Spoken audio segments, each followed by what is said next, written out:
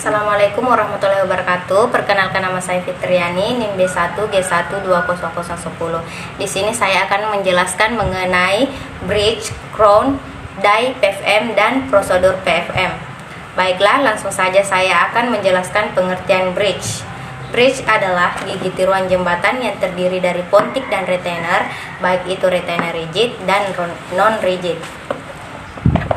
Teman-teman, ini adalah gambar bridge. Selanjutnya saya akan menjelaskan mengenai crown. Crown adalah mahkota tiruan penuh atau sebagian yang menutupi gigi yang telah dipreparasi, yang berguna untuk mengembalikan ukuran dan kekuatan, melindungi gigi dari kerusakan, serta memperbaiki tampilan gigi atau estetik. Teman-teman, ini adalah gambar gigi crown.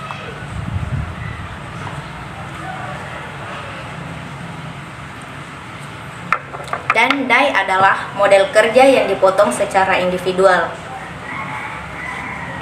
Ini adalah gambar die yang dipotong secara individual.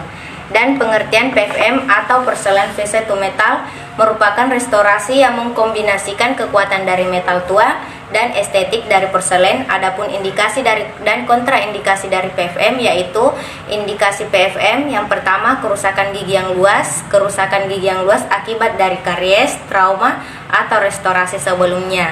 Yang kedua, gigi yang memerlukan estetik yang baik, retainer untuk gigi tiruan tetap sebagian, dan gigi yang telah dirawat endodontik. Dan kontraindikasi PFM, yaitu pasien dengan karies yang aktif, pasien dengan penyakit periodontal yang tidak dirawat, dan ruang pulpa yang besar, dan dinding facial yang utuh. Selanjutnya, saya akan menjelaskan tentang prosedur gigi tiruan Porcelain Face to Metal. Yang pertama, persiapkan model kerja. Model kerja yang dibersihkan dari nodul-nodul menggunakan lekron, dan bagian pinggir model dirapikan dengan mesin trimmer. Yang kedua yaitu radial cervical.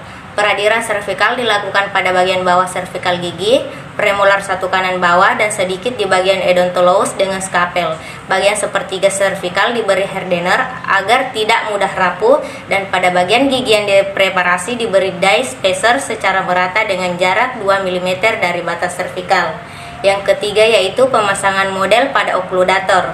Oklikasikan kedua rahang, kemudian teteskan wax panas fiksasi pada bagian canines, molar, dan incisivus bagian basis. Model diberi vaselin untuk memudahkan melepas model dari okludator dan untuk membentuk pola malam. Yang kelima yaitu pemasangan sprue. Sprue yang digunakan adalah gagang yang terbuat dari plastik dengan diameter kurang lebih 3 mm, dipotong dengan panjang kurang lebih 1,5 cm. Sprue dipasang pada kontur tertebal dari pola malam pada bagian tepi bukal P1 dan P2 kiri bawah. Yang keenam yaitu investing. Ring yang terbuat dari kertas kalender diletakkan pada crucible former. Bahan tanam yang digunakan adalah phosphate bonded dengan perbandingan polimer dan monomer sesuai dengan ketentuan pabrik, yaitu 28 mili liquid dan 100 gram powder.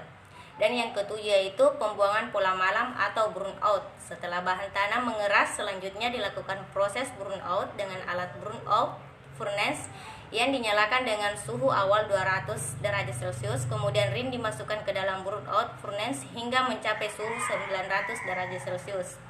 Yang kesembilan yaitu pengucuran logam atau casting. Pengucuran logam dilakukan dengan menggunakan alat sentrifugal yang diputar sebanyak 3 kali. Dan yang ke-10 yaitu investing. Setelah dingin dikeluarkan coping metal dari bahan tanam dengan menggunakan bantuan martil.